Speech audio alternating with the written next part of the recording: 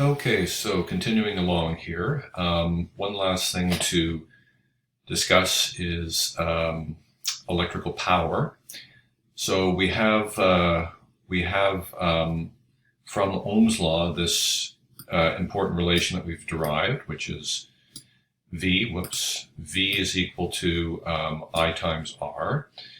So V, remember, is the potential difference across a conductor of resistance R, and you can calculate R for a cylindrical conductor or really any conductor with a constant cross-sectional area A, according to equation 9. So if you happen to know what the resistance is, then the potential difference V across that resistor or that conductor is the current flowing through the conductor I multiplied by the resistance. Okay. So now for electrical power, let's say that over some time delta t, you have some amount of charge, you can call it Q or delta Q, that goes across the conductor through this potential difference. Okay, so V, the electrical potential, is changing by some amount. And if you remember our definition of the electric potential in terms of the electric potential energy, the change in the electric potential energy is equal to the charge Q, which moves across this potential difference V. Now, I really probably should have a delta V here, but remember earlier I said we would use V, as in this equation, really to mean the change in the electric potential across the conductor. Okay, so if you want to calculate the power is energy divided by time. So the change in the electric potential energy of the charge that moves through the electric field across that potential difference, that will be, the power will be delta U, and divide that by delta T, there's your power, energy per unit time. Oh, but wait a minute. Delta U is equal to Q times V.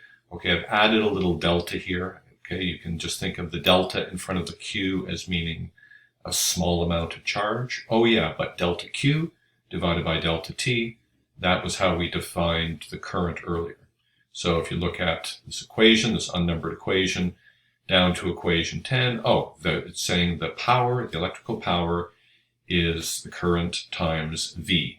Again, V is the change in the electric potential across the conductor, from one side of the conductor to the other. So back to this picture here, that would be the difference in the potential from this side of the conductor to that side. Okay. So what does this power mean? Well, it's simply the rate at which energy is being put into the system by the electric field. Okay. Are we putting energy into the system? Sure. You have an electric field. This electric field will push on the conduction electrons. The conduction electrons move through the conductor. And as they move through the conductor, remember they collide with atoms, and energy is absorbed by the atoms through these collisions. So you get a conversion of electrical energy into thermal energy. So your conductor will start to heat up. The rate at which this energy is being put into the system by the electric field, again, is the power P in equation 10. How many joules per second is the electric field putting into the conductor, eventually in the form of thermal energy? That's what equation 10 means. Okay, now,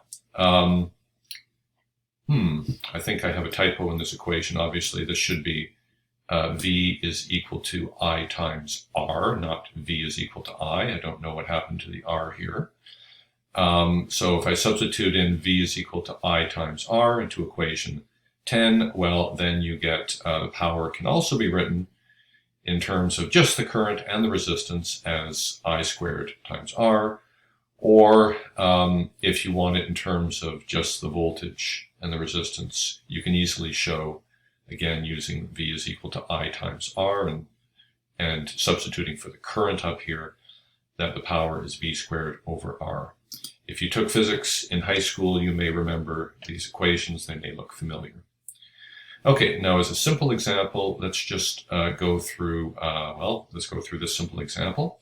So our conductor is a copper wire, and we're told it's 0.5 centimeters in diameter, and it's 75 centimeters long. And it is connected to a battery of a car, and we want to know what the resistance is, and if the battery is being used to start the motor and it draws a current of 170 amps, what is the potential difference across the wire? Lastly, what is the rate at which heat is generated in the wire? Now, these are all very simple one-step calculations. The purpose of going through the calculations is just to help you get used to using some of these equations and to understand how to solve word problems, like in this example here. You know, you have everything in words with a few numbers. How does this apply to the equations? Okay, so for the resistance, the first question that we're asked, we have one equation which tells us how to calculate the resistance.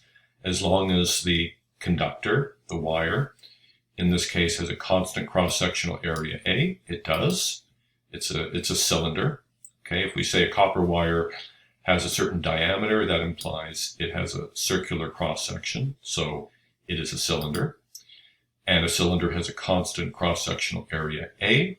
A is pi times the radius squared. Notice I've converted to meters.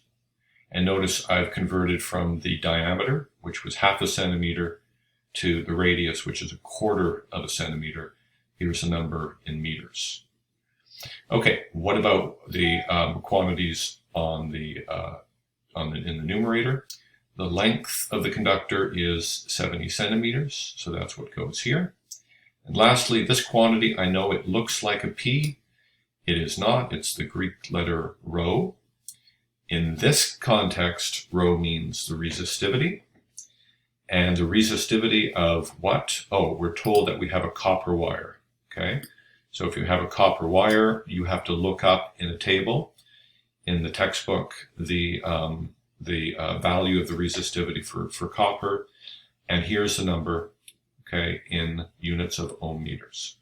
So you do the math, out comes a resistance of 6 times 10 to the minus 4 ohms.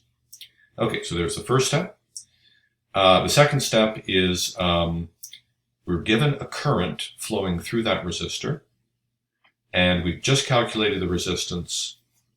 What's the potential difference, V, from one side of that conductor, that wire, to the other end? Okay, well, this is really simple. 170 amps times this resistance, 6 times 10 to the minus 4 ohms. And out comes the voltage, the potential difference, and it is in standard units, volts, because we have resistance in ohms, current in amps, so those are the standard units. So the standard units are what we have for the potential difference as well. Finally, what is the rate at which heat is generated in the wire? Okay, so this is all about the power. Okay, remember we said we have a couple equations for power. What does power mean in this context? Power in physics is always energy divided by time, or energy per unit time. The energy that we're talking about here is the energy which goes into the wire as a result of the electric field pushing on those conduction electrons.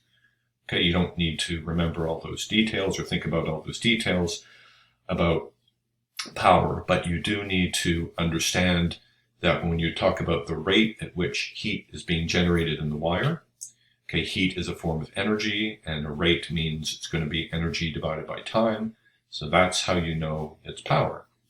Okay, once you know what the meaning of what's actually being asked in this question, then you know what the equation is that you need to use. So it's P is equal to I squared times R.